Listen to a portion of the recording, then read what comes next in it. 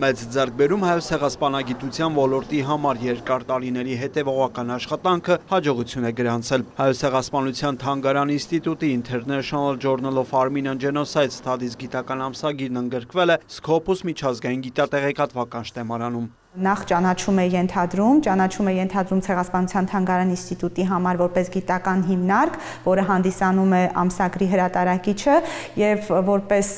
հետազոտող գիտնական նաեւ կարեւորում եմ հայոց ցեղասպանագիտության որպես ցեղասպանագիտության առանձին ճյուղի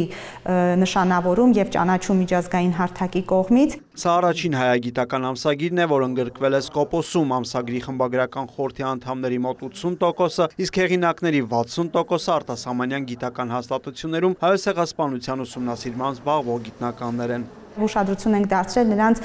հաշինդեքսների վրա, նրանց տպագրական ակտիվության վրա։ Scopus-ում հայտնվելու համար ամեն տարի թեժ պայքար է ընթանում։ Միջազգային գիտատեղեկատվական շտեմարանը բարձր է գնահատել հայաստանյան ամսագրի հոդվածների բարձրարժեք լինելը։ Նշանակում է, որ այնտեղ տպագրված հոդվածները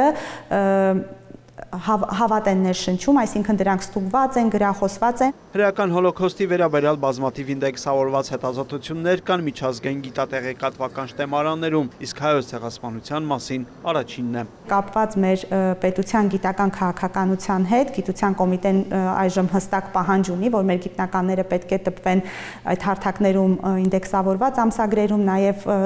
խթանում են, որպեսզի մեր ազգային ամսագրերը այնտեղ ինդեքսավորվեն, այսպես մեր պես փոքր պետությունները պայքարում են դրա համար եւ այդտեղ հայտնվելը մեր ամսագրերի համար ամենալավագույն մրցանակն է։ Մեծ է նաև աշխարհագրությունը, ամսագրում տեղ են գտել հնդիկ, նույնիսկ թուրք հեղինակների հոդվածներ։ Հնդիկ հետազոտող Նալեշ Կումարը Հնդկաստանի արխիվում փնտրել եւ գտել է հայոց ցեղասպանության մասին ականատեսների բազմաթիվ պատմություններ։ Հնդիկ զինվոր, ով որ փրկել էր հայ որբի,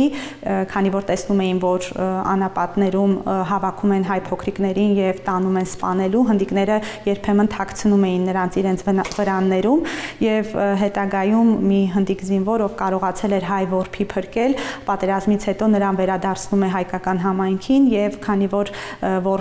որբեր ծնողներ չուներ, ազգանուն չուներ, այդպես որոշում են, որ երեխայի ազգանունը պետք է հնդկազատյան դնեն, այսինքն ազատագրված հնդիկի կողմից։ 2022 թվականից ամսագիրն ունի նաև առանձին կայքեջ, այն համապատասխանում է գիտական ամսագրերի միջազգային պահանջներին, հնարավորություն տալով հոդվածների ներկայացման, գրախոսման եւ խմբագրման ամբողջ գործընթացն առցանց կազմակերպել։ Ամսագրի միջազգայնացում այսքանով չի ավարտվում, այն առաջիկայում կարող է ընդգրկվել նաև մեկ այլ միջազգային գիտատեղեկատվական շտեմարանում Web of Science-ում։ Բրույր Մկրտչյան, Արամ Հարությունյան, լուրեր։